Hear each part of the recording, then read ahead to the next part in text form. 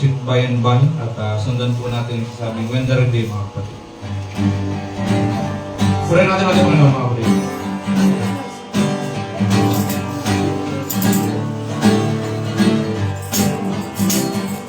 There's a land that is spirit and day, and by faith we can see the part. For the Father it's over the way. Praise God, hallelujah. To prepare us a dwelling place there. In the sweet, kapatid. In the sweet by and by. Lord, hallelujah. We shall meet on that beautiful shore. In that sweet by and by. We shall meet on that beautiful shore. We shall sing on that beautiful shore. Amen. The melodious songs of the blessed, for our spirits no sorrow no more. Not a sigh for the blessing of rest. In the sweet by and by, we shall meet on that beautiful shore. In the sweet by and by, we shall meet on that beautiful shore. That's what I'm saying. To our bountiful Father above, we will offer our tribute of praise for the glorious gift of His love and the blessings that hallow our days. In the sweet by and by, we shall meet on that beautiful shore. In the sweet by and by, we shall meet on that beautiful shore. In the sweet by and by, we shall meet on that beautiful shore. In the sweet by and by, we shall meet on that beautiful shore. When the redeemed are gathering in, was like snow and free from all sin. How we will shout and how we will sing when the redeemed are gathering in. I am thinking of the rapture in our blessed home on high, when the redeemed are gathering in. How we raise the heavenly anthem in that city in the sky, when the redeemed are gathering in. When the redeemed are gathering in, was like snow and free from all sin. How we will shout and how we will sing when the redeemed are gathering in. There will be a great procession over on the street of gold when the redeemed are gathering in. Amen. Oh, what music, oh, what singing, or the city will be rolled when the redeemed are gathering in. When the redeemed of the electric God, when the redeemed are gathering in. like snow and free from all sin. How we will shout and how we will sing when the redeemed are gathering in. Turn to mga kapatid. Saints will sing redemption story with their voices clear and strong when the redeemed are gathering in. Then the angels will listen, for they cannot join us song when the redeemed are gathering in. When the redeemed are gathering in, wash like snow and free from all sin. I will shout, I will shout, and I will sing when the redeemed are gathering in. Let's go, please. Then the Savior will give orders to prepare the banquet for when the redeemed are gathering in. And we'll hear His invitation, come ye blessed of the Lord, when the redeemed are gathering in. When the redeemed, hallelujah, are gathering in, washed like snow and free from all sin. How we will shout and how we will sing when the redeemed are gathering in. We're like the church and praise God, hallelujah. When the redeemed, amen, are gathering in, washed like snow and free from all sin. How we will shout and how we will sing when the redeemed are gathering in. Well, praise to the Lord. Amen. Patuloy natin purihan ang ating Panginoon, mga kapatid. Patuloy natin anyayahan ang kanyang banal at dakilang presensya sa oras dito, mga kapatid. Let's sing the song, Teach Me Lord to Wait, mga kapatid.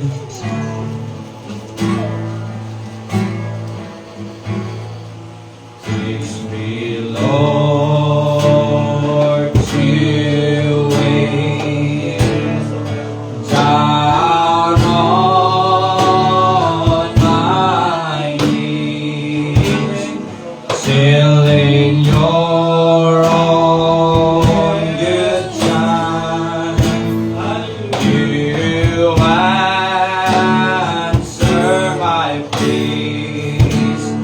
Teach me not to rely on what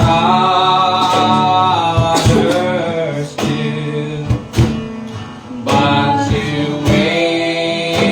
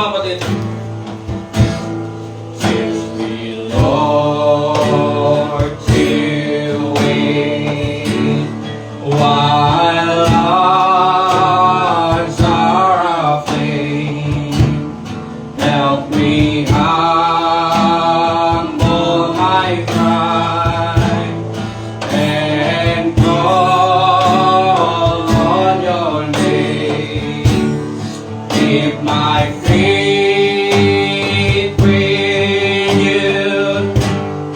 Keep my eyes on thee. Help me beyond this earth. What you want me to be. Di na pinapatid. Okay, not wait upon the Lord. Gawin na mga ating Panginoon sa oras nito, mga kapatid. Yes, oh Jesus. Purihan mo ang Panginoon. Oh, hallelujah. Up with wings as an eagle, they shall run and not be weary. They shall walk and not faint. Teach me, Lord. Teach me, Lord, to wait. Ngayon sa mga kapatid, sabi-sabi natin para ng ating Panginoon sa oras dito. Oh, they that wait upon the Lord shall renew their strength. They shall mount up with wings as an eagle. They shall run and not be weary. They shall walk and not faint. Teach me, Lord. Teach me, Lord, to... Oh, hallelujah! To God be praise, to God be the glory. Sa iyong kapurihan, Panginoon Diyos, sa iyong pagsamba, O God. Oh, hallelujah. We lift your holy name on high, O Panginoon. Amen, O God. Sa iyong pasasalamat, Panginoon Diyos, sa iyong kapurihan at kaluwalhatian, O Panginoon. Oh, Jesus. Yes, O God. Oh, hallelujah. Sa iyong walang hanggang kapurihan, O Panginoon. Naman namin banal na siyang makapangyarihan at dakila sa lahat. Lord, minsan pa, nasa oras nito, kami po ay nagsama-sama at mayroon pong kasiyahan, kagalakan sa aming mga puso, Panginoon Diyos, na tinatas ka, Panginoon, pinupurihan ka, O God. Sa oras nito, Panginoon Diyos, ay naririto kami upang lumapit sa inyong banal at dakilang presensya, O God. Lord, bago kami magpatuloy sa gawain ito, Panginoon, hihingi kami, Panginoon Diyos, minsan pa ng iyong paglilinis sa bawat isa, Panginoon. Ang iyong banal na Espiritu Santo ay malaya pong makakilos sa aming kalagitnaan, O God. Lord, humingi kami ng kapatawaran sa lahat ng mga bagay na iyong masumpungan sa amin, Panginoon. Lahat ng mga bagay na hindi po kalugod-lugod na aming nagawa, naisip, na salita, Panginoon Diyos, ay patawarin mo kami. Linisin mo kami, Panginoon, sa oras nito, sa pamamagitan ng inyong banal at makapangyarihang dugo, na kami po'y maging karapat-dapat, O God, sa inyong harapan sa oras nito. But Lord, we pray, O God, for your guidance, for your anointing, Panginoon Diyos, sa iyong pangunguna sa oras nito. Lord, ibaba mo yung banal na Santo Espiritu Santo, Panginoon Diyos, na siya magtuturo sa amin, Panginoon, ng lahat ng bagay, Panginoon. For without your Holy Spirit, Panginoon Diyos, ay hindi namin magagawa, Panginoon Diyos, na matagumpay ang gawain ito, Panginoon. So we're asking for your leading and your guidance, Panginoon. Alam mo, Panginoon Diyos, sa pangangailangan ng bawat isa, Panginoon, at nawa, Panginoon Diyos, ang bawat isa sa amin ay masumpungan ang aming mga kinakailangan sa oras na ito. Muli, Panginoon Diyos, amin pong pinagkakatiwala sa inyo, Panginoon Diyos, ang service na ito. At ang paggawa, Panginoon Diyos, ng mga kaaway inyong itali, Panginoon, upang hindi po makagambala sa aming pananambahan sa So God, minsan pa, nasa namin ibinabalik ang lahat ng papurit, pagsambat, pasasalamat. In the mighty name of Lord Jesus Christ, we pray. Amen. Ngayon na po tayo makaupo, mga kapatid. Nais ko bigay po ng kataon, mga kapatid, sa mga nais magaling ng alit sa Panginoon. Pati rin po pala may mga testimony.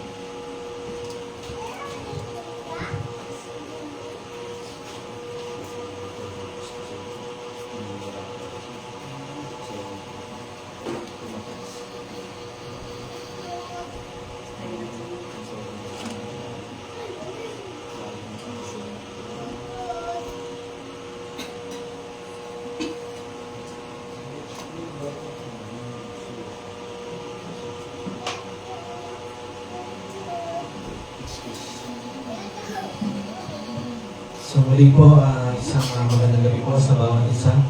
Nais ko lang po magbigay ng pagkoo. Naway ko po ay magbigay ng kalakasan sa bawat isa, mga kapatid. So kanina, hindi nilid din sa ng misis ko yung nangyari sa akin na ako ay nasa labas at ako ay ang plano ay bumili lang po ng pintura at saka nung napadaan na rin ako dun sa bilyan ng ukay-ukay at napabili ko ako ng tatlong damit. So bago yun, ako po ay nakaibad at ako ay dumaan dito sa may Mispal, yung dito sa malapit sa school ni Ida, yung may mga maraming puno. So, that time, bago ako tumuli sa bilyan ng pintura ko ay napahinto. No? At nagpa-muni-muni. No? At wala nga po yung mga simoy ng hangin na ipinoproduce po, mga kapatid, ng puno. At the same time, that time, mga kapatid, nag-iisip ako. So, that time, ang mga bagay na iniisip ko is yung kabutihan ng ating Panginoon Diyos sa buhay ko. So, habang iniisip ko, mga kapatid, yung mga ilang mga naging kabutihan sa akin, hindi lang sa akin, sa amin, ng pamilya ko, yun yung sa akin pinakita kung kumbaga sa layo ng lakbay nasaan na kami nakantas ng pamumuhay, mga kapatid. So, that time, pagdating sa pagbabago ng buhay, pagsasaayos ng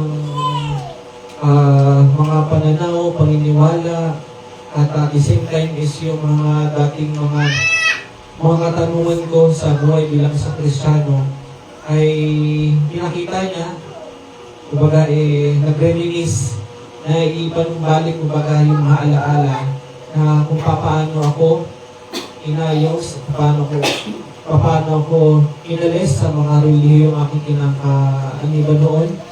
At the same time, yung pagbabago ng buhay.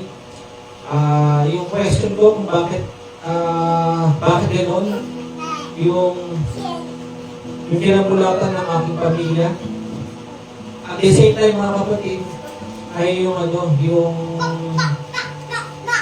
pamilya meron ako. Na minsan ng sinubukan ko sa akin ng kaaway, mga kapatid, ay nananatiling buo sa tulong ng ating Panginoong Diyos. So kanina, mga kapatid, habang ako ay nagpupuni-puni, mayroong dumaan, mga kapatid, na masasabi kong pulubin. Na mayroong siyang bitbit na kahoy at mayroong imagine nyo lang yung mga yung magkataho. Ganun yung itsura niya na mayroong kahoy, pero bitbit niya hindi taho. Ang bitbit niya mga karton. So, kanina, nung siya'y tumaan, then, habang siya'y palayo ng palayo, then huminto, siguro nagpahinga sa pagod, pinagmamasdan ko siya. Sabi ko, Lord, ewan ko, bilang lang nasakit sa akin, Lord, salamat po. Dahil wala ko sa ganyang kalalagayan. No. At alam niyo ba kung anong ginawa ko sa taong yun? No? Pinuntahan ko, at the same time, ninausap ko siya, kung siya nakatira.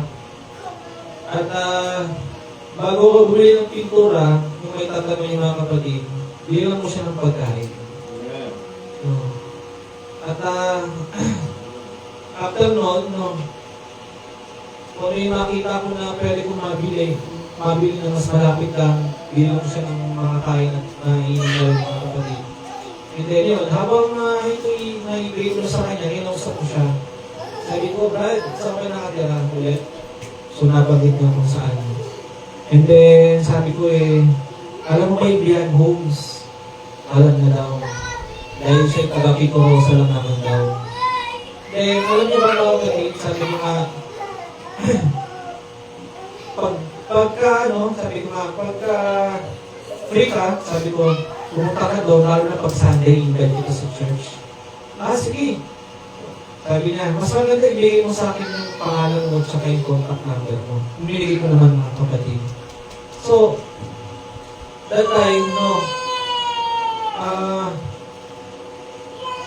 habang ako'y okay na. So, habang na ako mga kapatid, papunta na ako sa bili ng pintura. Pinaisip sa akin ng Panginoon Diyos yung pagdating sa pananampalatayang may gawa. Kumbaga, kapag ng tao sumasampalataya, pero higit yung makita sa'yo na may gawa.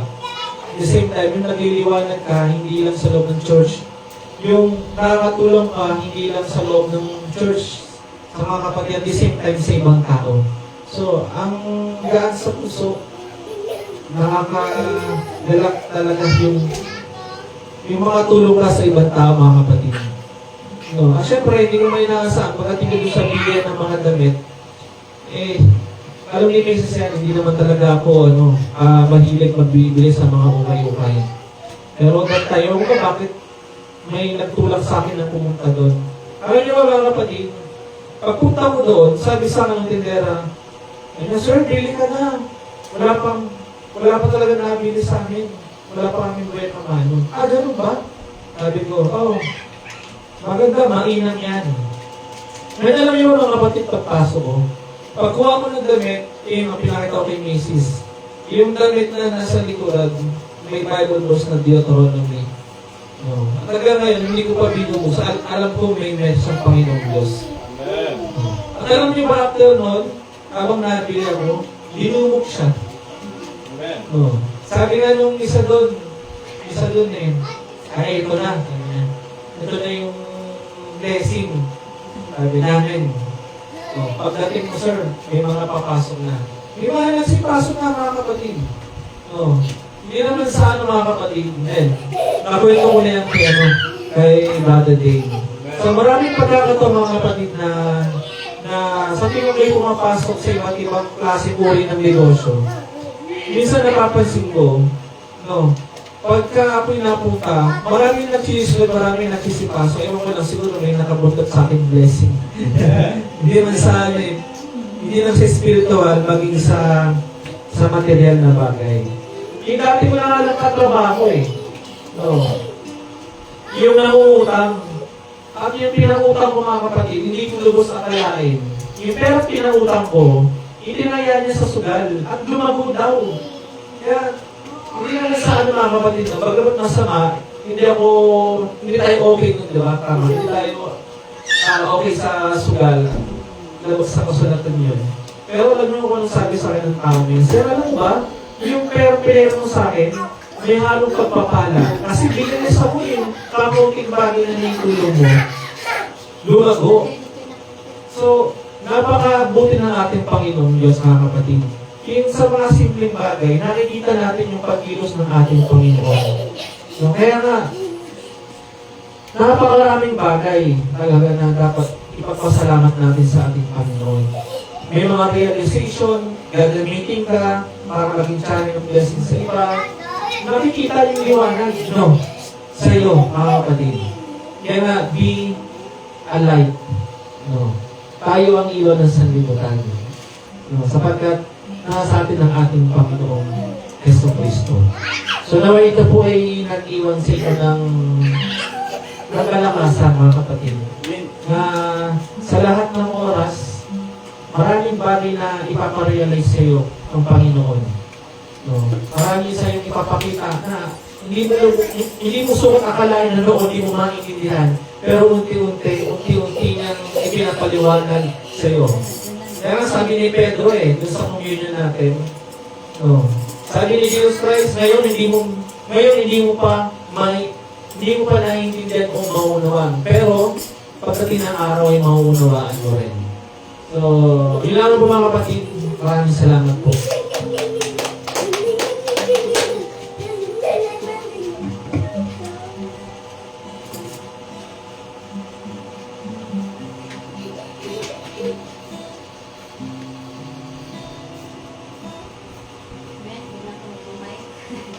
Magandang gabi sa ating lahat. Nais ko rin magpatuturo sa kabutihan ng Panginoon sa aking buhay itong mga nagdaang araw. Actually, nung ano pa po ito, kailan ba? Nung araw na nagpa-check up ako, Sabado. Tama, Sabado. Sabado pa po ito, pero sabi ko, dahil may nangyaring ginawa ng Panginoon para sa akin, sabi ko, may patutunan na ako ngayong Wednesday. Sabi ko, ito para sa akin, siguro sa inyo napakasimpleng bagay, pero sa akin ay malaking gawa na ng Panginoon para sa akin ito. Anong Saturday kasi, nagpa-check up ako, kasama ko kakasama kami. Ngayon, dahil late na kami nakarating, ako ang pang-last na check up. Kumbaga, nag-cut off na, pinakalas ako 15. Ngayon, dahil nasa labas ako, parang wala kasing signal sa loob, nasa labas ako, may dumaan na babae, yun na pala yung assistant ng doktor. Which is, sabi ko, parang naalala ko siya, yung pala, siya pa rin yung assistant mula noon, nagpa-check up ako, nagka-TB ako noon. Tapos bigla niya akong tinawag, sabi niya, bigla niya akong tinawag sa waiting area. Jacinto, sabi ko, yes ma'am, pumasok ako. Sige, umupo ka, sabi niya sa akin. Panglima, pinakita niya sa akin yung listahan, panglima ka. Talaga po, sabi ko, panglima ka ha. Sabi ko, sige po, salamat. Yung mga sabi niya pa siya sa akin, basta, sabi, nakikilala kita natatandaan kita, basta mga mababait natatandaan ko, sabi niya. Sabi ko, talaga ma'am, ako, salamat po, sabi ko. Tapos nagkwento-kwento na siya sa akin, hindi kita makakalimutan, sabi ko. Sabi niya, hindi kita makalimutan, ang pwet-pwet mo pa noon, sabi niya sa akin. Akala ko may kukonfine na kita sabi niya. Kasi ang pwet ko daw, hindi kita makalimutan. Sabi ko, ngayon ka lang nagpa-check up, sabi niya. Oo nga ma'am, kasi lumipat na ako ng gentry. Hindi nasa tabi niya ako. Sa lahat ng pasyente doon, ako yung itinabi niya sa tabi niya. Diyan ka lang. Madaming pumapasok. Sabi ko, sige, labas na muna. Hindi upo ka lang dyan, sabi niya sa akin. Hindi upo ka lang dyan. Hanggang sa dumating na yung doktor, may una siyang tinawag. Unang pasyente, number 1 yun. Tapos pangalawa na, sabi, sige, ikaw, pasok ka na. Naging pangalawa na ako. Sabi ko, talaga ang Panginoon talaga alam na, sabi ko, sabi ko, ma'am, salamat ha, kasi hindi ko man na sa kanya, kasi ma'am, salamat, alam na niya yun. Tapos pauwi na kami, nung nakikinig ako sa pinapakinggan ni Brother Jason doon sa... No power, please charge battery. Sa preaching, meron akong narinig na meron doon sinabi yung preacher na Christ is in you. Kumbaga nakikita ng mga tao na si Kristo ay nasa iyo. Sabi ko, siguro Panginoon itong taong ito may nakita sa akin No power, please charge battery. Ipinakita mo rin sa akin kung sino ka. Sabi ko, talagang katulad din na sinabi ni Brother Jason yung maging ilaw tayo ng sanlibutan. No? Simple bagay, hindi man ako nagbahagi sa kanya, pero siguro yung aking ginawa, aking kinilos, yun ang bigay sa kanya ng palatandaan na ako yun. Sabi ko, Panginoon, hindi ko tinataas ang sarili ko, ikaw ang tinataas ko. Kung ano man nakita niya, ikaw yun, Panginoon.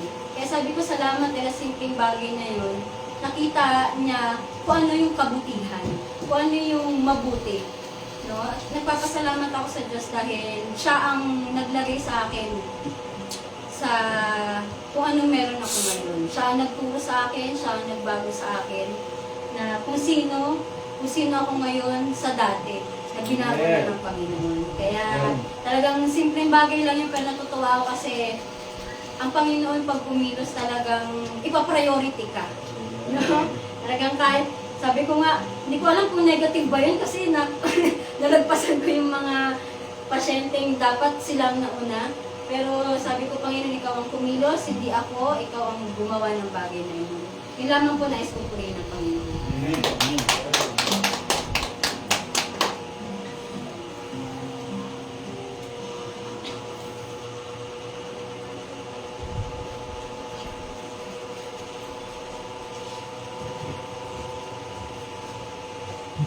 Siguro ako na rin, mga kapatid. Salamat din ako sa Panginoon Diyos. So, nag-isip po kanina kung anong binong may kukwento ko. Mga kapatid, may share ko sa inyo, magiging testimony ko. Pinakaisip-isip ko kanina mga kapatid. Pero, siguro hindi ko na kailangan mag-isip, baka abutin tayo ng kung anong oras pa sa sobrang dami, no? Siguro sapat na, sobra pa yung makapiling ko ngayong oras kayo, mga kapatid, sa oras na ito, sa safety travel na binigay sa akin ng Panginoon, na makasama ko kayo, makatenda ko ngayon. At nais ko rin na magpasalamat rin sa Panginoon, mga kapatid, bagamat minsan bilang tao may mga pagkukulang sa Diyos, makikita mo talaga yung kabutihan ng Panginoon kasi nakakasama ko pa rin kayo, mga kapatid. So, nais kong ibalit sa Panginoon Diyos yung papuri, mga kapatid. Ito siyang nawitan.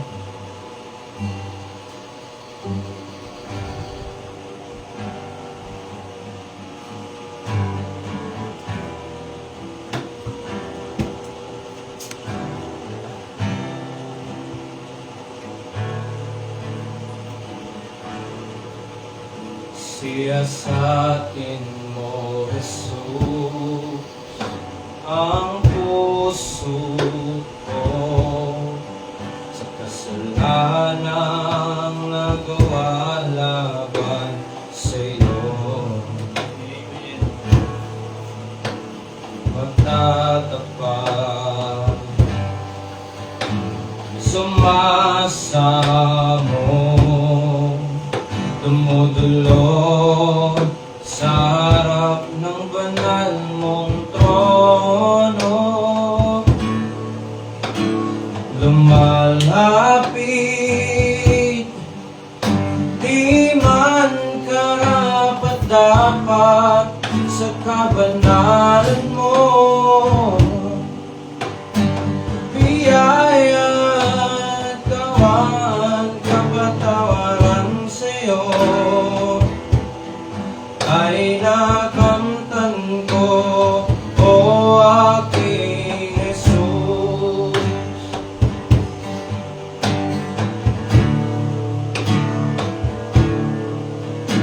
Siyasatin mo, Jesus, ang puso ko sa kasalanang nagawa laban sa iyo.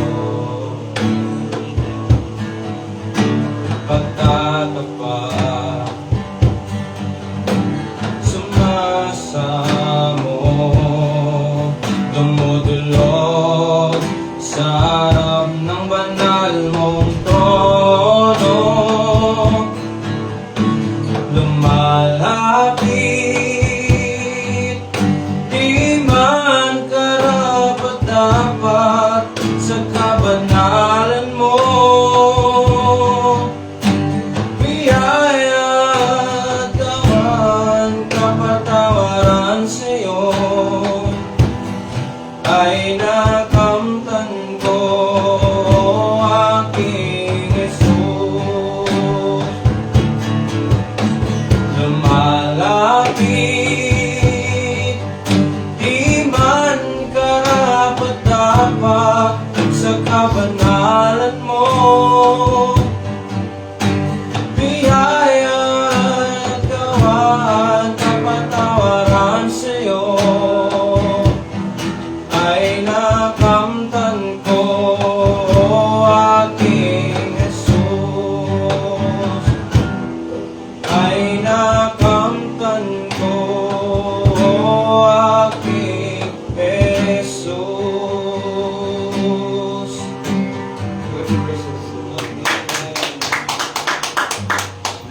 So, meron pa po ba, mga kapatid? Amen? Kung wala na po, tayo po'y umawit, igsasabing give thanks. Sabihin natin yung paglilikom po ng ating offering sa gabi nito.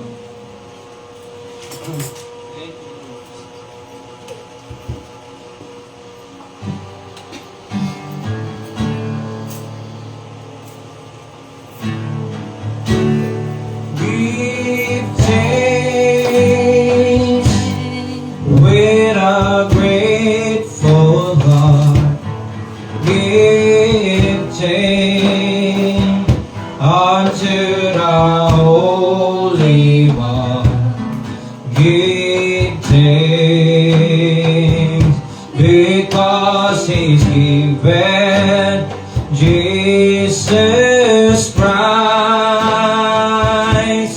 His Son. And now let the weak say, I am strong. Let the poor say, I am rich, because of what the Lord has done for us. Give thanks. Tayo po ay lumukot, manalangin. O dakilang Diyos sa makapangyarihan at mapagpala sa lahat. Panginoon, narito po ang kaloob ng iyong mga anak sa dakong ito. At we pray, O God, na i-bless mo ito, Panginoon Diyos, at magamit nawa sa ikalalago ng iyong iglesia, Panginoon Diyos, para po sa iyong kapurihan, Panginoon. Ikaw pong sa magbalik na pagpapala sa bawat isa, Panginoon, at sa iyo po lahat ng paport. Salamat. In the mighty name of Jesus Christ, we pray. Amen. So, dadako na lang tayo, diretso na tayo, kapatid, sa maikling exhortation. Kapatid na tayo. Nanya ko bautisan na tayo po ay tumayo. Yan. At tayo po ay sabay-sabay na umawit at anyayahan ang dakilang presensya ng ating Panginoon sa oras nito. Pwede natin nagsasabing pusong dalisay, mga kapatid.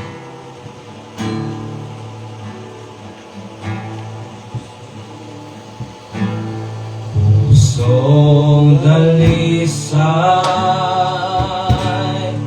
ang aming nais. Malikay o Diyos para sa amin. Pusong dalisay, mga kapatid. Pusong dalisay ang aming nais. Nalikhain mo, Diyos, para sa amin. Isang puso tapat, mga kapatid. Isang puso tapat na sa'yo'y nagmamahal. Isang pusong sa'yo na walang alinlangan.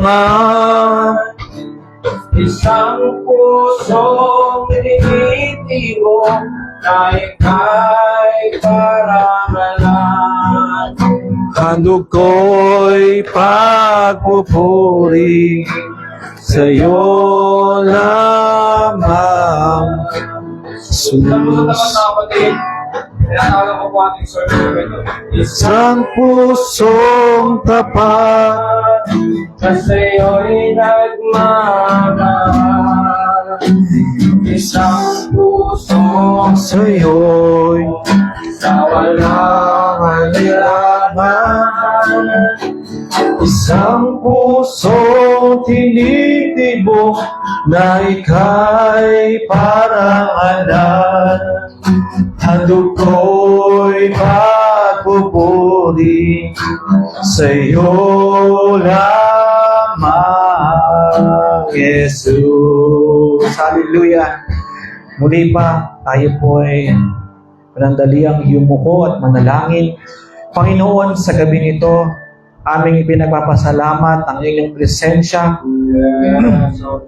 Maging sa patnubay at gabay ninyo, Panginoong Diyos, sa bawat isa, upang kami po ay magkatipon-tipon sa dakong ito, upang ikay aming masamba sa Espiritu at katotohanan, at upang kami ay makapakinig ng inyong mga salita, O God. Muli, Panginoon, bago man lang kami dumako sa pakikinig ng inyong mga salita, aming dalangin po, Panginoong Diyos, sa inyong paglilinis, kapatawaran sa aming mga pagkukulang at pagkakasala mula sa isip, sa salita at sa gawa.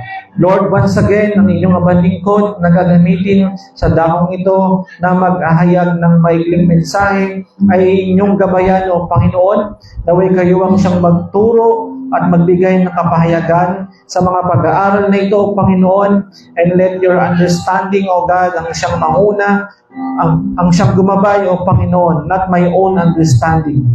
Naway pahiran mo ng inyong Espiritu Santo ang aking dila, O God. Naway kayo ang siyang magturo at kayo ang kanilang makita at hindi ako. Maraming salamat po muli, Panginoon. Ito po'y aming dalangin sa pangalan ng Jesus, na aming Diyos, dakila at makapangyarihan sa lahat. Amen. So muli po mga kapatid, bago po tayo tuluyang magsiupo, nais kong tayo po ay bumasa ng salita ng ating Panginoon, ating buksan ang ating mga Biblia, at dito po sa Bagong Tipan, Book of Hebrews, chapter 9, verse 10.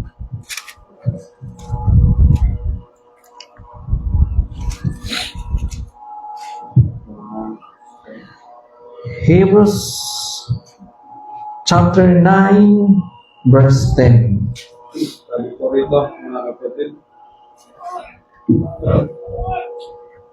Sabi ka nga English. Hello. Which stood only in meats and drinks and diverse washing and carnal ordinances imposed on them until the time of Reformation. Palibhasa'y palutuntunan lamang nauukol sa laman na iniatang hanggang sa panahon ng pagbabago, gaya ng mga pagkain at mga inumin at sari-saring paglilinis. Maaari na po magsiupo ang bawat isa mga kapatid. So muli po, isang mapagpalang gabi po sa bawat isa.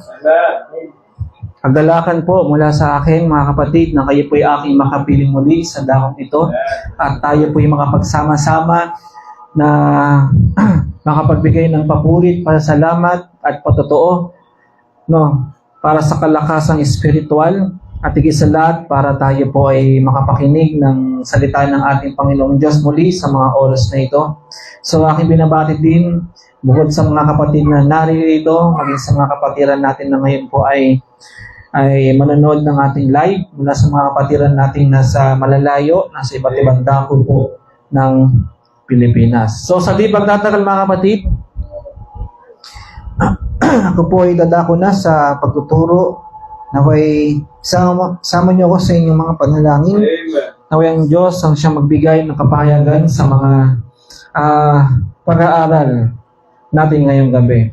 Nais kong talakayin ang patungkol po sa spiritual circumcision. Now, mga kapatid, once again, spiritual circumcision. Now, what is circumcision? O sa Tagalog, mga kapatid, ay pagtutuli. No. What is circumcision? Ang sabi dito mga kapatid sa Greek word is peritomy. Circumcision is the surgical removal of the foreskin from the human penis. Ayan. Alam ko, pamilya dito ang mga kalalakihan. Sino dito ang mga tinuli na? No, alos lahat mo. Lahat naman siguro dito, no? Tuli. Ayan. Sa mga narito, alam na alam ninyo yan, mga kapatid. No. Once again, sabi dito, circumcision is the surgical removal of the foreskin from the human penis. Commonly, ang sabi dito, perform on newborns. No. May mga tinutuli, mga kapatid, na halos kakapanganak pa lang. Tama, mga kapatid? No. May mga kamag-anak ako na ganito ang kanilang naging sistema. Kakapanganak pa lang, mga kapatid, ay tinuli na ang kanilang mga anak. Some of them, children, no, tulad ko, nung ako ay, kung inyong may tatanong, mga kapatid, no, pagka-graduate ko ng grade 6, ayan, kasama ko ang pinsan ko. Sabi na kami nagpatuli. At ito, take note, hindi ako tinuli sa hospital. No. pukpok, mga kapatid. Yun ang isa sa katibayan na ikaw ay isang totoo at tunay na lalaki. Ang katapat lang, mga kapatid, ng sakit na maramdaman mo, no, nguya lang ng dahon ng bayabas. Tama ba? No. No. Sino na na-experience nun? Kayo, saan ba kayo tinuli? Ayun. Alam mo yan, bro. Yung pakiramdam. Tinignan ko pa nga eh. At talaga nung makita ko, namula ako. No. No. So, hindi ako sanay, mga kapatid. That is the first time na naka-encounter ako ng gano'n. Siyempre, isang beses lang naman tinutuli ang lalaki. No. And hindi tulad nung kapag ka nasa hospital ka, di ba? Ilang turok ata ng anesthesia. Tama ba? Parang di mo maramdaman yung sakit. Pero kami, nung kabataan namin, Lord, talagang lakas ng loob at tapang, mga kapatid, ang baon namin, no, bago kami tinuli ng pisang ko. And then, may mga tinutuli rin mga halos matatanda na. No. Actually kasi, ang tawag dito, ang pagtutuli halos sa panahon natin ngayon ay wala nang pinipiling edad. Katulad nito, no, yung iba kakapanganak pa lang, yung iba sa mga taong ako that time 7 years old or 8 years old na ako tinuli. Merong mga matatanda na. Siguro nakalimutan magpatuli ng bata. No, pero no, yung iba nadadala, mga kapatid. No, kasi may mga bansang hindi naman talaga sila nagpapaduli. No. Then for medical, no, may mga may mga purposes. Ang ilan, for medical, hygiene, or religious reason. That's right. Amen. No. Lalo na dito sa mapag-aaralan natin from Judaism and Islam, mga kapatid. Now, bago tayo dumako doon, mga kapatid, ating alamin muna, mga kapatid, yung origin, yung pinagmulan. No. Alam niyo ba ito, based on my research, correct me if I'm wrong. Based on historical and archaeological evidence, no. Circumcision was practiced in Egypt centuries before the time of Abraham. No. Amen. Sabi pa dito, predating the biblical covenant. Noon, mga kapatid, ang pagkakaalam ko, ang tuli ay nagpasimula sa panahon ni Abraham. No. Hindi na importante sa akin actually kung nauna ba to. Kung sa panahon ba ni Abraham nagpasimula o based on my research, then kung susubukan ninyong i-search, mga kapatid, ang lalabas, ang origin daw nito o yung pinagmulan daw, mga kapatid, ay sabi nga dito, based daw sa historical at archaeological evidence na ito daw po ay nagpasimula sa Egypt. No. Sabi nga dito, andaran pa, archaeological evidence shows that circumcision was practiced in Egypt as early as 2,400 before Christ era. That's right. Amen. Long before the time of Abraham. No. Roughly 2,000 to 1,800 before Christ era. A base relief from 6th dynasty 2,345 to 2,181 before Christ era in the tomb of Ankh-Mahor at Saqqara depicts the procedure, making it the oldest known visual record. Now today, it is still practiced by Jews, no, o mga Hudyo, mga kapatid, sa bansang Israel, Samarians, ano pa, Druze, Coptic Christians, Ethiopians, Right. Amen. Orthodox, Eritrean Orthodox, Muslim, and some tribes in East and Southern Africa.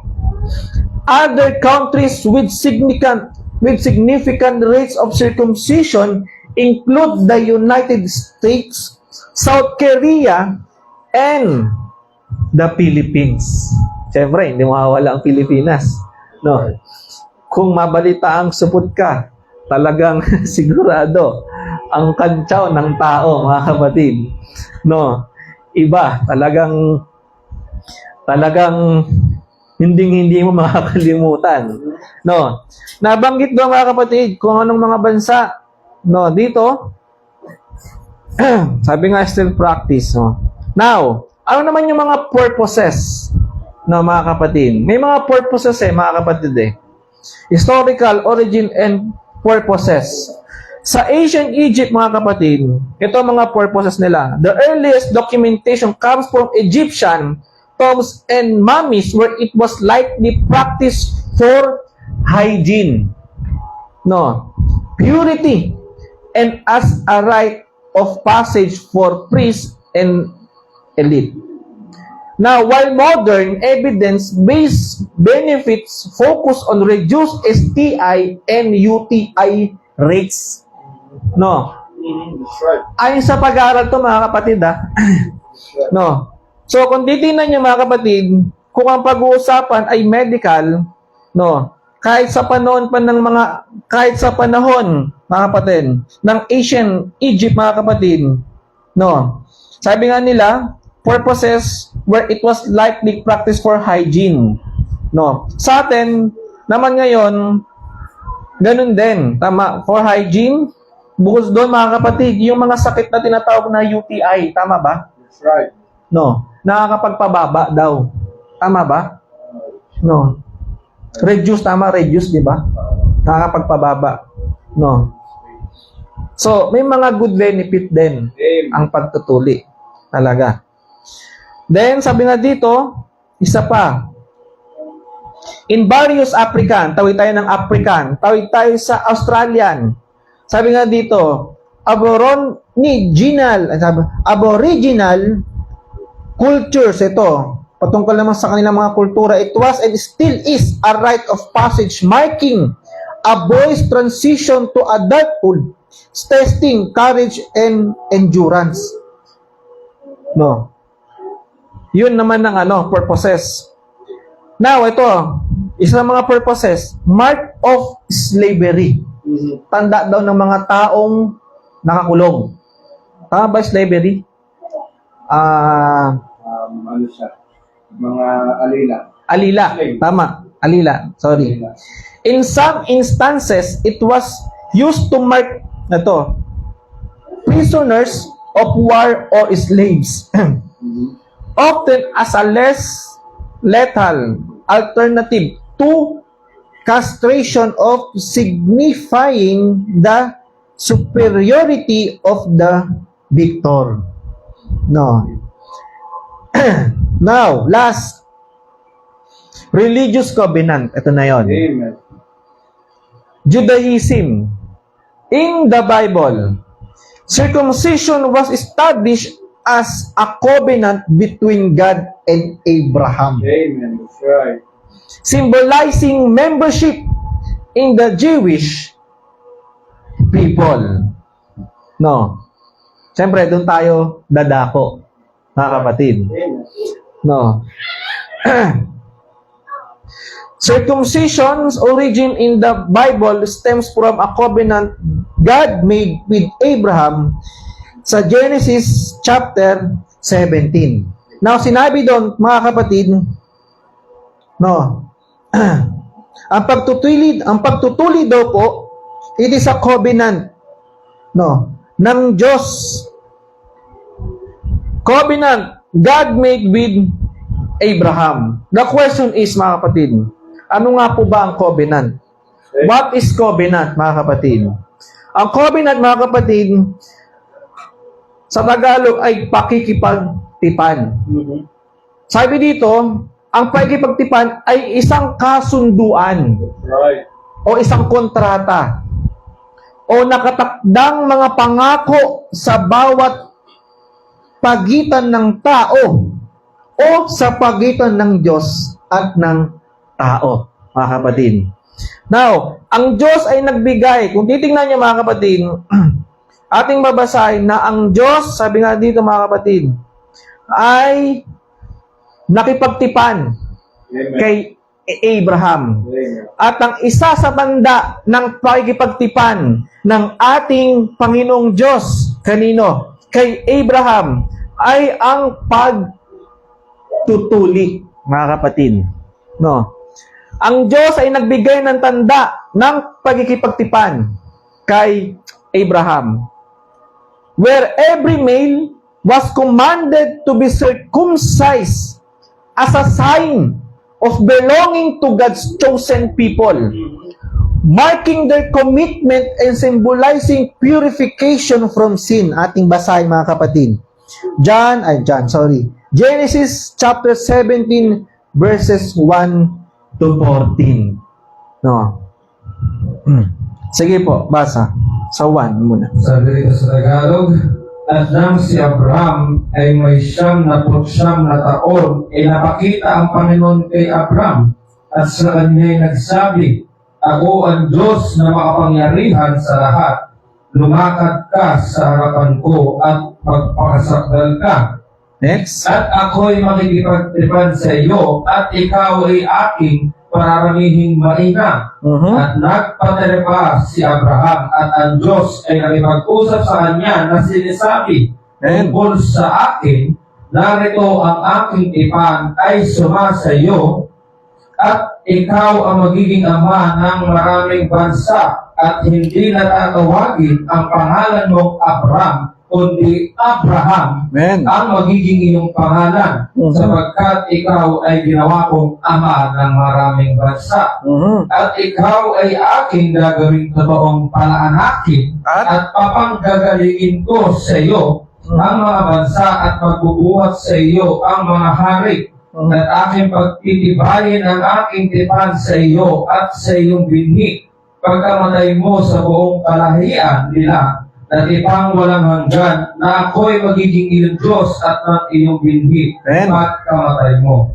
At ibibigay ko sa iyo at sa iyong binhi pagkamatay mo ang lupain iyong mga pinaglakbayan, ang buong lupain ng Kanaan na pag-aaring walang hanggan at ako ang magiging Diyos nila. Amen. At sinabi pa ng Diyos kay Abraham na tungkol sa iyo, ingatan mo ang aking tipan, ingatan mo at ng iyong binhi pagkamatay mo sa buong kalahian nila. 10. Ito ang aking tipan na inyong iingatan sa akin at sa inyo at ng iyong binhi pagkamatay mo, tutuloyin ang bawat lalaki sa inyo. At kayo'y tutuliin sa laman ng inyong balat ng masama at ito ang magiging tanda ng aking tipan sa inyo. At ang may 8 araw ay tutuliin sa inyo ang bawat lalaki sa buong kalahian ninyo ang ipinanganak sa bahay o ang binili na salapi sa sinumang taga-ibang lupa na hindi sa iyong lahi,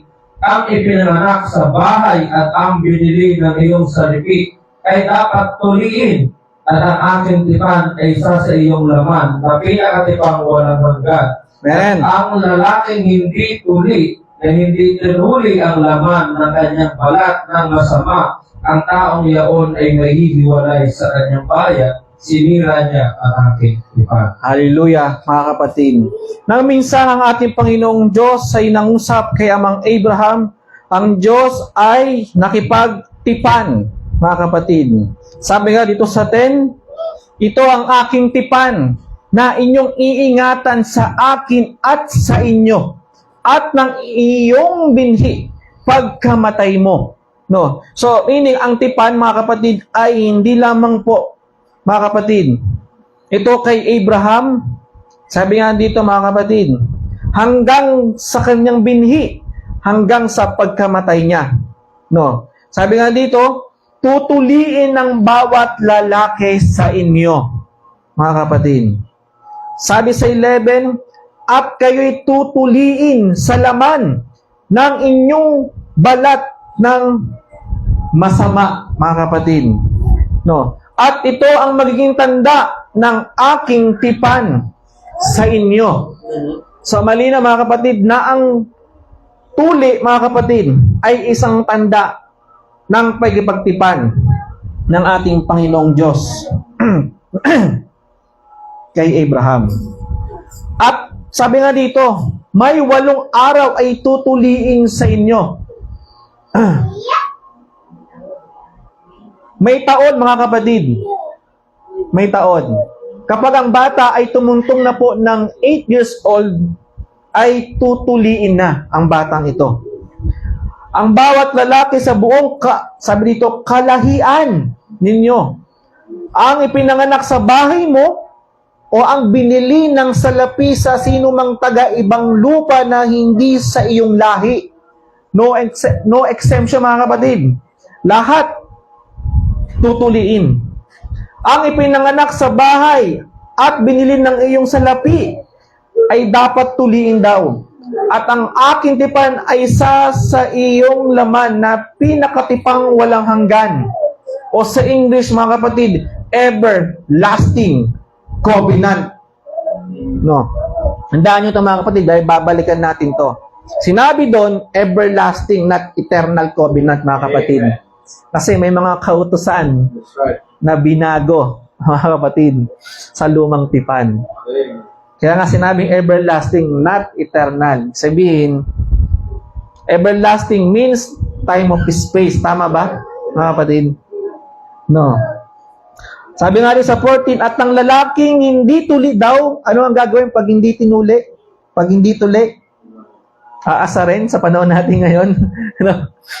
At ang lalaking hindi tuli, na hindi tinuli ang laman ng kanyang balat ng masama. No. Ang taong yaon ay may hiwalay daw sa kanyang bayan, sapagkat sinira niya ang aking tipan, mga kapatid. Now, ang tipan na ito, mga kapatid, ay hindi lamang po, di ba nga sabi nga doon, hindi lang po nagtapos kay Abraham. Tama mga kapatid? Kahit hanggang sa pagkamatay niya, ito ay magpapatuloy. Patunay mga kapatid, Leviticus chapter 12 verse 1 to 3. This covenant followed also by the time of Moses. Sige po. Leviticus chapter 12 verse 1 to 3.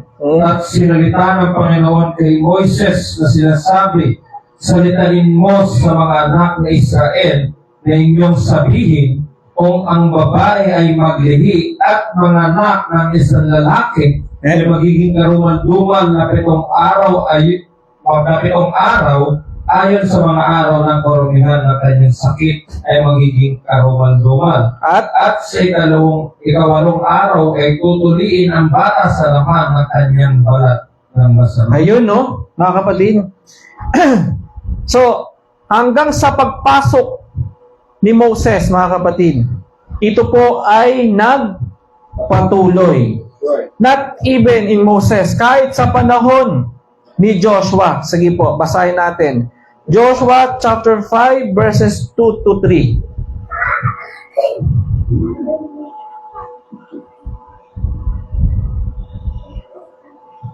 Joshua Chapter 5 verses 2 to 3, mga kapatid. Sabi rito, o kung ang sino man ay nakahipo ng alinmang bagay na karumaldumal, maging bangkay ng gamit na karumaldumal, o ng bangkay na hayop na karumaldumal, o ng bangkay ng umuusad na karumaldumal, at nalihim sa kanya, at siya'y maging karumaldumal, ay magiging makasalanan siya nga.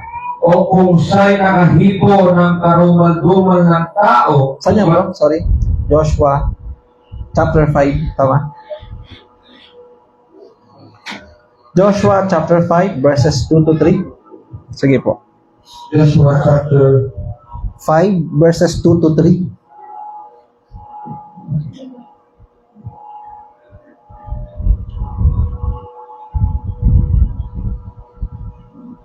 Joshua chapter 5 verses 2 to 3. Sorry, sabi ko rito.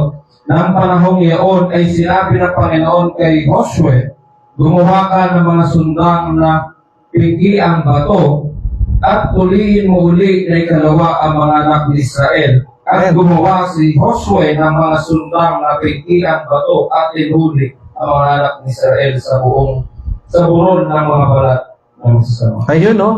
So, malinaw mga kapatid, no, na nasunod ang kalooban ng ating Panginoong Diyos. Na ang pagtutuli, mga kapatid, tanda ng pakikipagtipan ng ating Panginoong Diyos kay Abraham.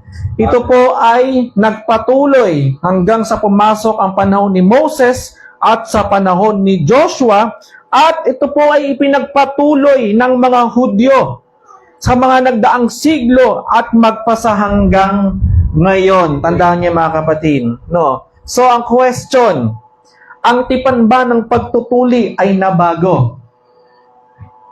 Mga kapatid, ito po ba ay nabago? No? Basahin natin ang Galatians chapter 5 verse 6. Right.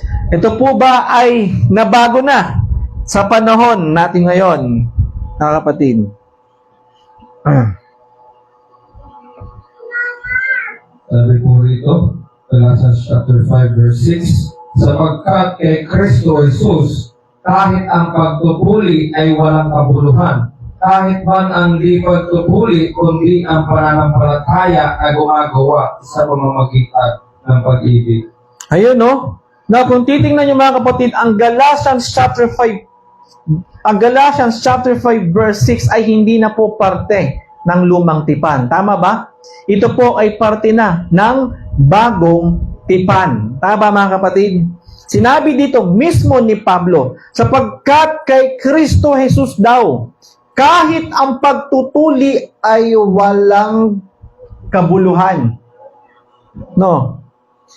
Kahit man ang di pagtutuli, no, kundi ang pananampalataya na gumagawa sa pamagitan ng pag-ibig, mga kapatid. Ang ibig sabihin nito, mga kapatid, ang pagtutuli kasi sa panahon nila Abraham, mga kapatid, no, o in the Old Testament, yan ay sign na ikaw ay sumasampalataya.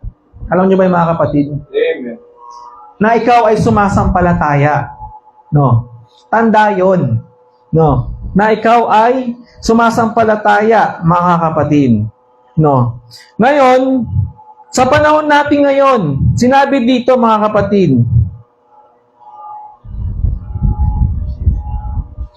sana nawala ito. Sa panahon natin ngayon, mga kapatid, ang sabi dito sa Galatians chapter 5 verse 6, kahit hindi ka tuli, mapatuli ka o hindi, mga kapatid, sabi nga dito, kahit ang pagtutuli ay walang kabuluhan. Right. Tuli ka man, mga kapatid. Kahit man ang di pagtutuli, mga kapatid, ay wala ng kabuluhan kay Kristo. No. Kasi dito, mga kapatid, no, ang pagtutuli ay hindi na sa literal. That's right. No. Kaya nga, ang topic natin is spiritual circumcision. Right. Amen. No, mga kapatid. Oo, sa panahon ng lumang tipan, literal circumcision. Pero sa pagpasok ng bagong tipan, hindi na literal circumcision ang ginagawa, mga kapatid, para makonsider na ikaw ay sumasampalataya sa ating Panginoong Diyos. Ang tawag doon ay spiritual circumcision, mga kapatid. Kaya nga pagpasok ng bagong tipan, mga kapatid, ang tuli daw po ay wala ng kabuluhan, mga kapatid. O kung wala ng kabuluhan, ito mga kapatid, kung wala ng saysay, bakit si Kristo mismo nagpatuli? Yan ang tanong. Alam niyo ba si Kristo nagpatuli? Nagpatuli si Kristo. Di ba si Kristo ang ating dakilang siya ang ating good example as a Christian?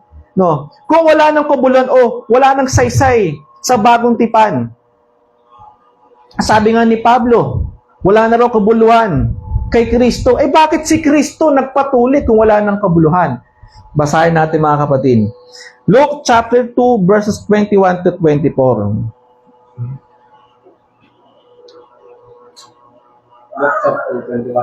Luke chapter 2 verses 21 to 24. Sabi po rito. Basahin natin. At nang makaraan ang 8 araw upang purihin siya, ay tinawag ni Jesus ang kanyang pangalan na siyang itinawag ng anghel bago siya ipinaglihis sa tiyan. At nang maganap na ang mga araw na kanilang paglilinis alinsunod sa utusan ni Moises, ay kanilang dinala siya sa Jerusalem upang iharap siya sa Panginoon. Ayon sa nasusulat sa utusan ng Panginoon, ang bawat lalaking nagbubukas ng bahay bata ay tatawaging banal sa Panginoon. At upang maghandog ng hain alinsunod sa sinasabi sa utusan ng Panginoon, 2 bato-bato o 2 inakay ng kalapate. Now, kung titignan nyo mga kapatid, dito sa Luke chapter 2, verses 21 to 24, si Kristo daw po ay nagpatuli nung 8 taon niya na. Tama mga kapatid? Nagpatuli. Tama ba? Mayroon bang contradiction, mga kapatid? Dito sa Galatians chapter 5, verse 6, na sinabi mismo ni Pablo, sabi nga niya, pinoint out niya dito si Kristo. Sapagkat kay Kristo Jesus daw, kahit ang pagtutuli ay walang kabuluhan, kahit man ang di pagtutuli. No? Pero bakit si Kristo nagpatuli, mga kapatid? Yun ang tanong. No? Yun ang tanong. Sabi nga dito sa 22, nandun ang sagot. At nang maganap na ang mga araw na kanilang paglilinis alinsunod sa kautusan ni Moses, ay kanilang dinala siya sa Jerusalem, mga kapatid. Kasi nung si Kristo, mga kapatid, sa edad niya na yon, ito basahin natin, Galatians chapter 4, verse 4. Sa mga edad niya na yon, mga kapatid, sige po. Sabi rito, datapwat nang dumating ang kapanahunan ay sinuko ng Diyos ang kanyang anak na ipinanganak ng isang babae na ipinanganak sa ilalim ng kautusan. Ayun. Tingnan niyo mga kapatid. Ang panahon ng kapanganakan ni Kristo, mga kapatid, ay, ano ang sabi dito mga kapatid? Ay nasa ilalim pa daw po ng kautusan ng lumang tipan.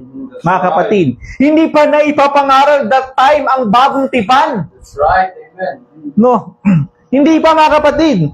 Walang taon pa lang si Kristo eh. Tama. No. Hindi pa siya makapangaral noon. Right. Bagong tuli siya nung panahon na yun, mga kapatid. No. Sabi dito, mali na mga kapatid, na sinabi ng Galatians chapter 4, verse 4. Tatapwat nang dumating ang kapanahunan, ay sinugo ng Diyos ang kanyang anak, na ipinanganak ng isang babae, na ipinanganak sa ilalim ng kautusan, mga kapatid. Right. Nasa ilalim pa ng kautusan si Kristo that time, kaya siya nagpatuli, mga kapatid. No. Anong taon nga po ba si Kristo nung siya'y nagsimulang mangaral? Mga kapatid, sige po, basa. Luke chapter 3, verse 23. Ito yung panahon, dito na siya nagpasimulang mangaral, mga kapatid. Doon na pumasok ang, sige po, basa. Luke chapter 3, verse 24. 23 po. 23. Sabi rito, at si Jesus din nang magpasimula siyang magturo ay may kulang na 30 taon na anak ayon sa sinasapat ni Jose ni Eli. Ayun, mga kapatid. No. And Jesus himself began to be about 30 years of age, mga kapatid. Dito siya nagpasimulang magturo. Dito nagpasimula ang kanyang ministry. Dito nagpasimula ang kasulatan ng bagong tipan, mga kapatid. So, clear po ba sa inyo, mga kapatid? No. Walang contradiction doon. No. Sasabihin nila, ay, bakit ganon? No. Si Kristo nagpatuli No. Bakit mo sasabihin sa panahon natin ngayon? No. Actually, mga kapatid, tulad ng sinabi natin kanina, siya ay under pa ng law, even ng kanyang nanay at tatay. Right. Wala pa kasi ang bagong tipan that time. Amen. Hindi pa siya nagpapasimulang mangaral mga kapatid. So, nakakuha niyo yung punto? Amen. No. Kaya nga, pansinin niya mga kapatid, sa pagpasok ng mga apostol, ito no, basahin natin, dito sa Acts chapter 15 verse 1. Ano ang kanilang Sige po. 15 verse 1. Sige po. Sabi rito mga kapatid, at may ibang mga taong nagsilusong mula sa Judea At ay nagsipagturo sa mga kapatid na sinasabi, maliban na kayo'y mga tuli ayon sa ugalian ni Moses ay hindi kayo mga liligtas. ayun, 5. Sige po. Jump tayo sa 5. Ano sabi pa? Datapwat nagsitindig ang ilan sa sekta ng mga pariseyong nagsisampalataya na nagsasabi, kinakailangan sila'y tuliin at sa kanila'y ipagbiling ganapin ang kautosan ni Moises. Ayun, kung titingnan niyo mga kapatid, ang sabi nga dito, mayroon daw pong mga taong nagsilusong mula sa Judea ay nagsipagturo sa mga kapatid na sinasabi, maliban na kayo'y mga tuli ayon sa kaugalian ni Moses, ay hindi kayo mga liligtas, mga kapatid. Ang kausap dito ay ang mga hentil. Wala daw silang kaligtasan pag hindi sila tinuli.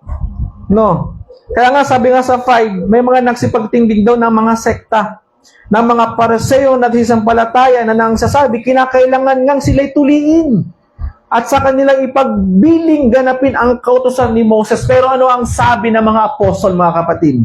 Sabi ng Acts chapter 15 verses 19 to 20. Ano ang sabi, mga kapatid? Sabi rito, dahil dito'y ang hatol ko ay huwag nating gambalain yaong sa mga hentil ay nagbabalik loob sa Diyos. Kundi sumulat tayo sa kanila na sila'y magsilayo sa nag-aahawa sa Diyos-Diyosan at sa pakikiapit at sa binigti at sa dugo, mga kapatid. Kita nyo? Malinaw po ba, mga kapatid? Kaya nga si Titus, mga kapatid, hindi na pinilit ni Pablo na magpatuli. Basa, chapter 2, verse 3. Sige po. Galatians chapter 2, verse 3. Ito si Tito. Titus, ano niya Pablo? Datapwat maging si Tito man nakasama ko bagamat Griego ay hindi napilit. Ayun, yung mga kapatid. Sa mga nagsasabi siguro, mga kapatid, na ang pagtutuli, o yung natural na circumcision ay mayroon pa ring mayroon pa ring parte, mga kapatid, ang kaligtasan. Siguro kung yung mga ngaral na yun at tumayo dito sa panahon ni Apostol, pipigilan niya siguro, sasabihin niya si Titus, magpatuli ka. Kaya nga, mga kapatid, so, nakakuha niyo, mga kapatid, malinaw po ba sa atin, mga kapatid? Ang pagtutuli, hindi ko, mga kapatid, ang pagtutuli, assign, mga kapatid, o tanda ng pagkipagtipan ng ating Panginoong Diyos kay Abraham. So, kailangan ni Abraham tuliin lahat ng mga bata. Kasi tanda nga yun na sila talaga ay sumasampalataya sa ating Panginoong Diyos, mga kapatid. Na nagpatuloy hanggang kay Joshua, kay Moses, at hanggang sa, nagdaang panahon sa mga Hudyo, at hanggang ngayon, mga kapatid. At even today, mga kapatid, hindi lang naman ang mga Hudyo ang gumaganap niyan. Kahit nga tayong mga Pilipino, nagpapatuli, mga kapatid. Tama ba, mga kapatid? Pero, laging yung tatandaan, ang pagtutuli o yung natural circumcision ay wala pong connection o wala ng connection kung ang pag-uusapan ay kaligtasan. Mga kapatid, tandaan nyo yan. Kasi, sabi nga dito, mga kapatid,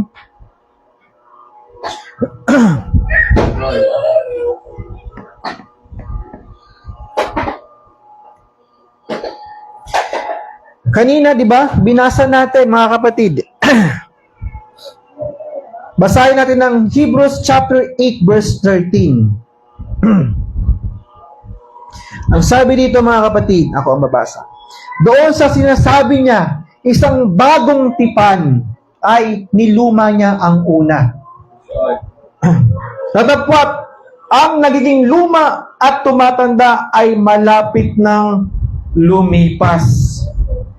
Na kung titignan niyo mga kapatid, sabi nga dito, doon sa sinasabi niya, isang bagong tipan ay linuma niya ang una.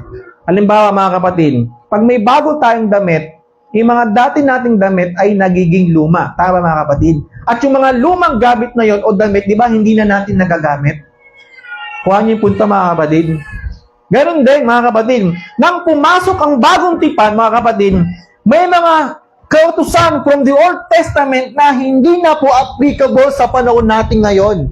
Kasi dumating na ang bago. Niluma niya na ang dating kautusan. Malinaw ba sa inyo mga kapatid? Malinaw? Kaya nga sabi doon, no? Mga kapatid, doon sa sinasabi niya isang bagong tipan, that is the New Testament, mga kapatid, ay linuma niya ang una, yung old. Nagiging old ang isang bagay kasi may bagong dumating. Tama mga kapatid? No.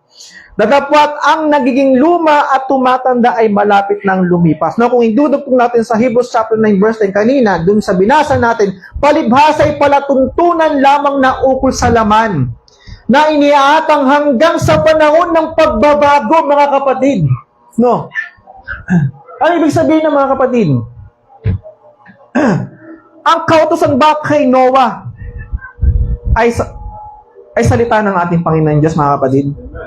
No. May mga nagsasabi kasi mga kapatid, no, ang kautusan daw ng ating Panginoong Diyos ay hindi nagbabago. Tama nga naman yung mga kapatid. Pero lagi nga rin tatanda mga kapatid, may mga kautusan ng ating Panginoong Diyos na applicable lang sa panahon ni Noah, applicable sa panahon ni Moses, mga kapatid, na hindi mo na pwedeng dalhin sa panahon natin ngayon. Na kung susundin pa rin natin ang kautusan ng Diyos na ibinigay kay Noah, eh di sana magtatayo rin tayo ngayon ng Ark of Noah, tama mga kapatid? O ng isang arko para masunod ang kautusan ng ating Panginoong Diyos. Tama po ba? No. So, meaning mga kapatid, may mga kautusan from the Old Testament na hindi na applicable today. Kasi bakit? Niluma ni. Kasi may dumating ng bago, mga kapatid. Kaya nga yung pagtutuli noon, mga kapatid, ay mahalaga. Ngayon ay wala nang kabuluhan kay Kristo. Tuli ka man o hindi, mga kapatid. No, sapagkat, ang sabi ng Bible, mga kapatid, ito yung Hebrews chapter 10 verse 1. Sabi doon, mga kapatid, for the law having a shadow of good things to come, and not the very image of the things, can never with those sacrifices which they offered year by year continually make the corners thereunto perfect. Sapagkat ang kautusan na may isang anino ng mabubuting bagay na darating. Tandaan niyo mga kapatid, ang mga kautusan sa lumang tipan ay isang anino lamang po. Kumbaga, halimbawa, ito yung anino ko. Ito yung katawan ko, di ba? Ito yung anino ko. Tama mga kapatid? No. So, meaning mga kapatid, isinasalamin lang ng anino ko yung katawan ko. Tama mga kapatid? Ganun din. Ang mga kautusan from the Old Testament ay, sinasalamin lamang nun yung mga bagay na darating, mga kapatid. Kuha niyo mga kapatid, yung sinasabi doon. No, katulad ng pagtutuli, mga kapatid. Yun ay pagsasalamin lamang po, mga kapatid. Dahil ang pagtutuli sa panahon natin ngayon ay hindi na yung natural circumcision. It's spiritual. Mamaya, malalaman natin mga kapatid. Sabi nga dito, hindi ang tunay na larawan ng mga bagay kailan pa man ay di maaaring magpasakdal sa mga nagsisilapit sa pamamagitan ng mga hain na lagi nihandog taon-taon. Ano nga po ba yung yung spiritual circumcision sa panahon natin ngayon? Basa, Colossians chapter 2, verse 11. Sige po.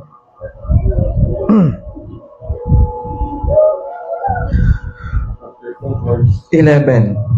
Sabi ko rito, na sa Kanya ay tinuloy rin naman kayo ng pagtutuling hindi gawa ng mga kamay sa pagkahubad ng katawang laman sa pagtutuli ni Kristo, na nangalibing na kalakip niya sa bautismo, na kayo na may muling binuhay na kalakip niya sa pamamagitan ng pananampalataya sa paggawa ng Diyos, na muling bumangon sa Kanya sa mga patay.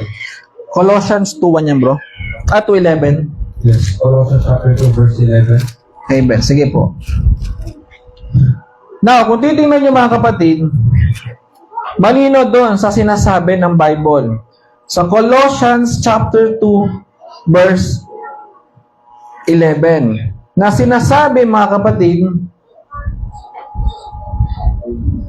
sa kanina, binasa di ba sa Tagalog. Basahin nyo sa English. Mas accurate doon mga kapatid. Kasi pansinin nyo, may nawalang isang salita doon. Sa English, in whom also ye are circumcised with the circumcision made without hands, in putting off the body of the sins, ito yung nawala, sins of the flesh by the circumcision of Christ. Sa Tagalog, pansinin nyo, pagkahubad ng katawang laman lang. Tama ba? Pero kung ita-translate nyo sa Tagalog, yung sa English version, sabi doon mga kapatid, sa pagtanggal ng katawan ng mga kasalanan ng laman sa pamamagitan ng pagtutuli ni Kristo. No. Na kung titingnan niyo mga kapatid, sa Colossians chapter 2 verse 11, ulitin ko lang pagbasa mga kapatid.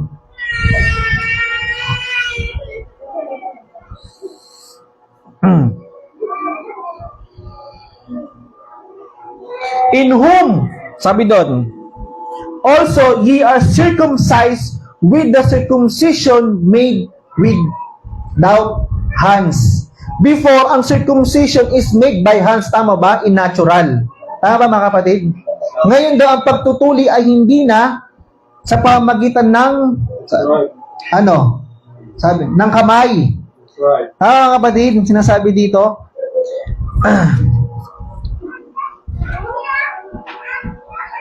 in putting, sabi dito, of the body of the sins of the flesh by the circumcision of Christ, mga kapatid. Amen. No.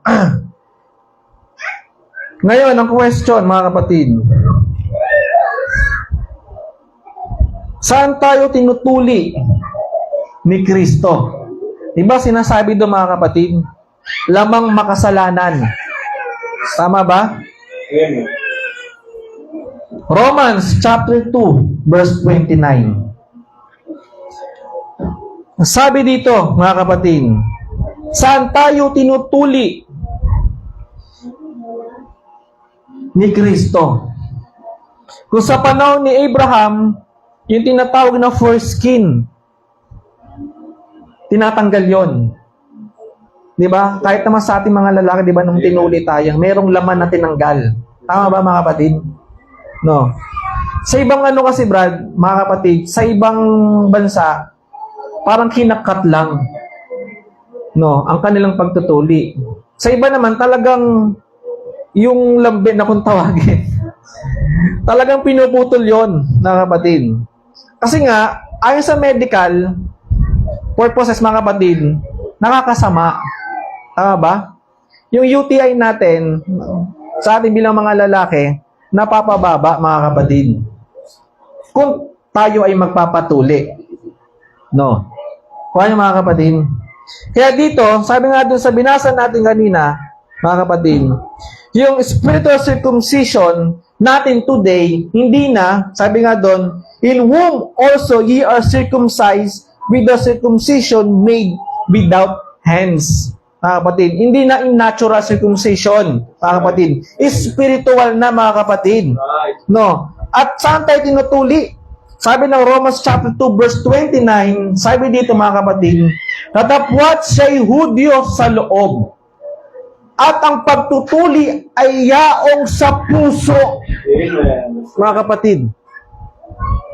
Sa espiritu, hindi sa titik.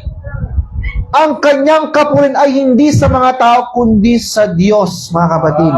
Ang sabi ni Brother Branham dito sa Law or Grace, 1954, now, under the old dispensation, Paul was trying to say how they was circumcised, the males, by flesh, was a type of the circumcision by heart of the Holy Spirit of this day, mga kapatid.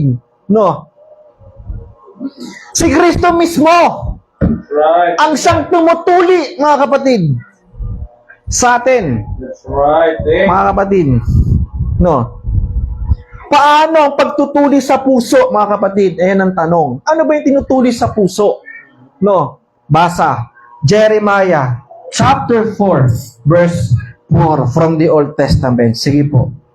Jeremiah chapter 4, verse 4. Sabi rito, magsipagtuli kayo para sa Panginoon at inyong alisin ang mga kasamaan ng inyong puso, ninyong mga tao ng Huda at mga nananahan sa Jerusalem, baka ang aking kapuutan ay sumigalpo na parang apoy at magningas na walang makapatay dahil sa kasamaan ng inyong mga gawa. Ang pagtutuli ng puso, mga kapatid, ay ang alisin ang kasamaan That's right. nito, mga kapatid. So, clear na po ba, mga kapatid? Amen. Hindi na siya natural. That's right. Sa natural, tinatanggal yung lamang masama. Kasi nga, hindi maganda talaga. In medical, mga kapatid, purposes, hindi maganda. Kumbaga, merong negative. Tama ba? That's right. No. Sa atin ngayon, spiritual, mga kapatid. Right. Kaya nga sa Old Testament, sabi ng Bible, di ba? I will remove your stony hearts. Hanap brad yung Bible. Ezekiel, sige. Dugtong natin doon. Wala yan sa notes ko, pero dinugtong yan ng ating Panginoon. Amen.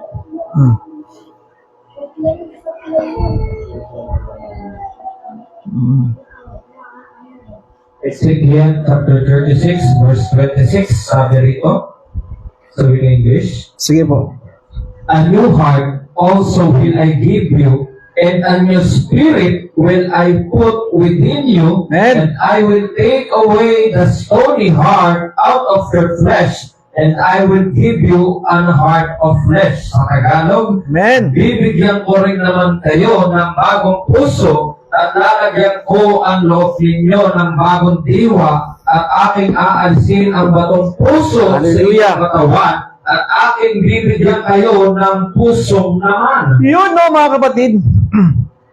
I will remove those stony hearts, mga kapatid. Malinaw mo ba sa inyo, mga kapatid? No. Ang pagtutuli ng puso ay ang alisin ang kasamaan nito. Ay, anong po ba nilalaman nito ng ating mga puso? Gusto niyo malaman, mga kapatid? Sige po. Mark chapter 7 verses 21 to 23. Sa-isahin natin, mga kapatid. Mark chapter 7 verses Mark chapter 7 verses 21 to 23. sabi po rito, Sapagkat, sige po, Tagalog, sapagkat Mula- mula sa loob, mula sa puso ng mga tao, hallelujah, lumalabas ang masasamang pag-iisip, ang mga pakikiapid, ang mga pagnanakaw, ang mga pagpatay sa kapwa-tao, ang mga Hallelujah. ang mga kasakiman, ang mga kasamaan, Hallelujah. ang pagdaraya, ang kalibugan, hallelujah, ang matang masama, ang kapusungan, ang kapalaluan, ang kamangmangan, ang lahat ng masasamang bagay nito ay sa loob nagsisipagdalik at nakakahawa sa tao. hallelujah. Praise be to God, mga kapatid. Kita nyo? Ang nilalaman ng puso ng mga tao, mga kapatid. No? Napakadami niyan. Kaya nga sabi ng Book of Hebrews, the Word of God is like a two-edged sword. Tama, mga kapatid? Ang Diyos ay naghanda ng isang sword, mga kapatid. At ang talim, hindi lang yung kabila, mga kapatid. Magkabila ang talim na tumatagos hanggang sa ikabuturan. Basa bro, saan yun? Hebrews.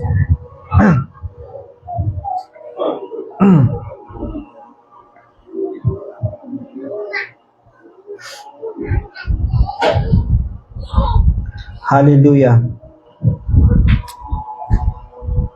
Sabi po nito sa Hebrews chapter 4, verse 12, sapagkat ang salita ng Diyos ay buhay at mabisa at matalas kaysa alinmang taba na may dalawang talim at bumabaon hanggang sa paghihiwalay ng kaluluwa at espiritu ng mga kasukasuan Hallelujah. ng utak at madaling kumilala ng mga pag-iisip Hallelujah. ng puso. Hallelujah! Kita niyo mga kapatid, dividing asunder. No? Tumatagos hanggang sa ikubuturan ng puso, mga kapatid. Yung self-will. No? Tinatapyas ng Diyos yan, isa-isa. Isa-isang tinatanggal sa ating mga puso, mga kapatid. Dahil yan ay masamang bagay. Hallelujah. Last quote bago tayo magtapos, mga kapatid. Part 1 lang to. May part 2 to, mga kapatid. Parang gusto kong talakayin ng law and grace, Sabi dito, mga kapatid, what is the Holy Ghost today? Sabi doon, to a human, ito sa Israel and the Church, number 1, 1953, paragraph 150. What is the Holy Ghost today, or the Holy Spirit? To a human being, when it comes, it's to circumcise. Didn't Stephen say so in Acts chapter 7? When he said, "Ho, you uncircumcised in heart and ears, you always do resist the Holy Ghost," mga kapatid. Amen. No. As your fathers did, so do you. Is that right? And the Holy Ghost is a circumcision. And what circumcision do? Cuts off surplus flesh. Amen. Means all the things of the world, mga kapatid. Amen. No, lahat ng bagay sa sanlibutan, yan ay tatakdasin ng Diyos sa buhay mo, mga kapatid. Right. No. Amen. That is the Holy Spirit. Yan ang ginagawa ng pagtutuli ng Espiritu sa ating mga buhay, mga kapatid. All the things of the world, it circumcises you away from the things of the world. The love of the world, the love of the flesh, the pride of life, it just circumcises you from that. Hallelujah. You have nothing to do with it. It does it itself and puts you in love with Jesus Christ, mga kapatid. With an undying love. There's nothing can separate you from the love of God which is in Christ Jesus. Paul said, perish and trials and prison and everything else, nothing present, nothing future can separate us from the love of God which in Christ Jesus. Hallelujah. Praise be to God. Palakpakan natin ang ating Panginoong Diyos sa gabing ito sa napakagandang mensahe na ipinabatid niya sa bawat isa, mga kapatid. Kaya, unti-unti na ba tayong tinutuli, mga kapatid, ng ating Panginoong Diyos? Nararanasan niyo ba, mga kapatid, yung unti-unting pagtapyas ng Diyos ng mga masasamang bagay mula sa itubuturan ng ating puso, mga kapatid? Kaya nga sabi ng Bible ng Diyos ay kumakatok sa ating mga puso, mga kapatid. Book of Revelation, mga kapatid. At hayaan mong si Kristo ang maghari dyan, mga kapatid. Hallelujah. So tayo po ay dadako na, mga kapatid, sa pagpapanalangin na tayo po ay mayroong natutunan ngayong gabi. Praise be to God. So, tayo po ay magpapasimula na sa pagpapanalangin, mga kapatid. So, aking dalangin, mga kapatid, aking request o favor po sa bawat isa na isama po natin sa ating pagpapanalangin ang ating gaganaping joint fellowship, mga kapatid, sa Bulacan. Nanaway ito po ay pagharian ng ating Panginoong Diyos na magkaroon ng katagumpayan, lalo na sa pangailangan, mga kapatid. Pinansyal, kalakasan, mga kapatid, upang tayo po ay makarating ng maayos at ligtas sa ating gaganaping joint fellowship, mga kapatid. At the same time, ating, siyempre, ulit-ulit kong advice o lagi sinasabi, mga kapatid, na isama ninyo ang ating mga kapatiran na wala dito, no? At ang mga kapatiran na mga nangihina, So, pasama at yung tuloy-tuloy na paglago mga kapatid ng ating gawain mga kapatid dito sa Cavite. So, yun lamang po. To God be praise and be the glory.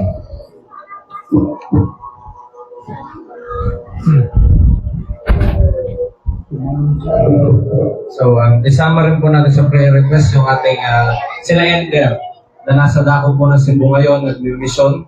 Pray po natin na maging matagumpay yung gawain, yung mga activities nila. At ganoon din sa lahat ng gawain ng Bride of the Lord Jesus Christ Ministry. So, kung wala na mga kapatid, tayo ay malaya na po makakaluhod mga kapatid. Kaya na lang natin dito ang ating mga upuan. Thank you, Jesus.